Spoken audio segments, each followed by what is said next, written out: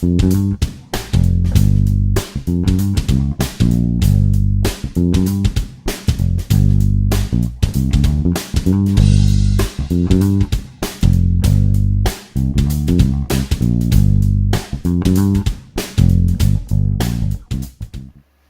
everybody, Pete Griffin here, bassist for Zappa Play Zappa and Death Clock and my band Griffin Labs, amongst many other things. Here to show you the awesome new dual bass station preamp pedal from Providence pedals. It's a really cool, useful device that lets you either balance the tone and volume of two different basses, or it can be used as a separate EQ pedal for a single bass. So it's a really useful thing, and it sounds great, which is, of course, what we're going for here. So I'll show you some of the details of it right now.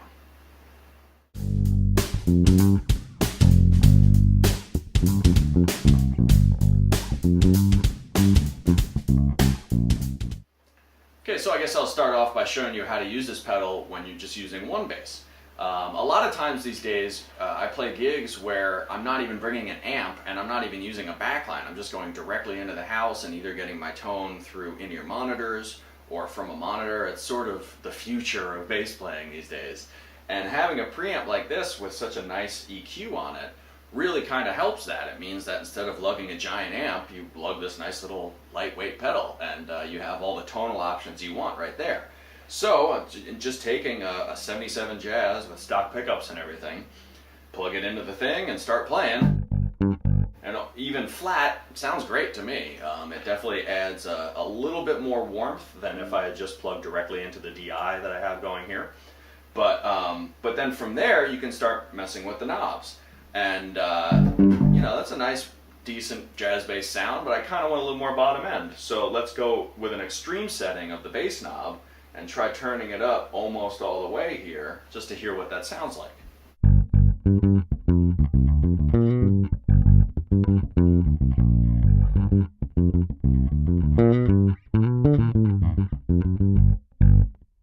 Really kind of nice, even for such an extreme setting on a bass knob. I'm not usually one for turning knobs to extreme settings on an amp or on a bass or on a preamp or anything like that, because I think you should, the sound should be in the bass and in your fingers.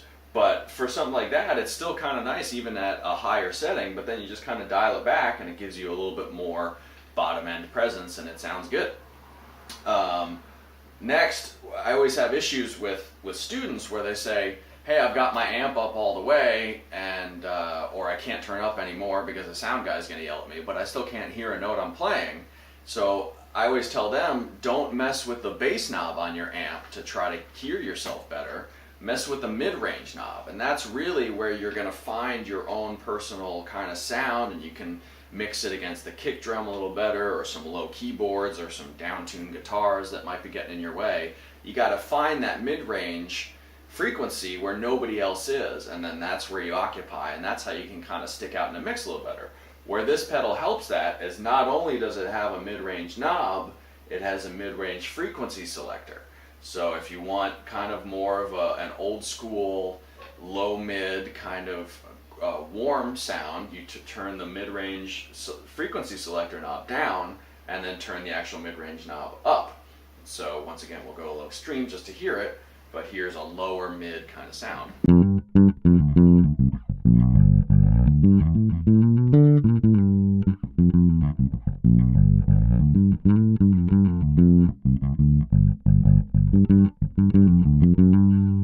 So really kind of nice, kind of a Motown-y sort of thing, very thumpy and subby. I haven't touched the tone knob on the bass at all. It's still pretty much all the way up, but it takes off some of the high end just by putting in some of the low mid. So we just dial that back a little bit. But if you're looking for more of a modern tone, a little more of the higher mid-range, you just take that same mid-range frequency selector knob and turn it to the other side where it's more in the high mid-range, and this is what that sounds like.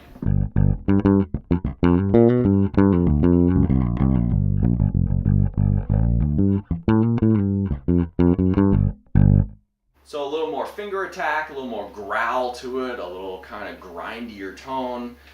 It's really kind of cool. That would be more for almost like a punk rock thing if I was going to play with a pick or anything, you know. kick sound to jump out a little more. So having that mid-frequency selector knob is a huge thing, rather than just having a mid-range knob locked at a certain frequency. It lets you find that particular frequency that you're looking for, that the bass will exist in, that nothing else is existing in. So we'll dial that back to a more kind of usable sound there. And then of course treble.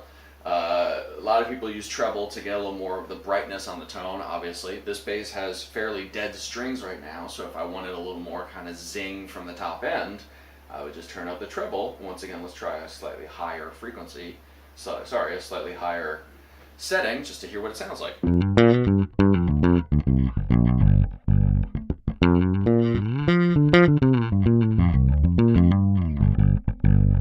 So once again, even at a higher setting, it's not harsh sounding, it's not too clicky, but it gives you more of that sort of string noise, a little more of the high end. That's what treble does. So once again, dial that back to a sort of more usable sound, and then just with a few tweaks of the knobs, I've got what I think is a pretty great jazz bass tone directly into the system here.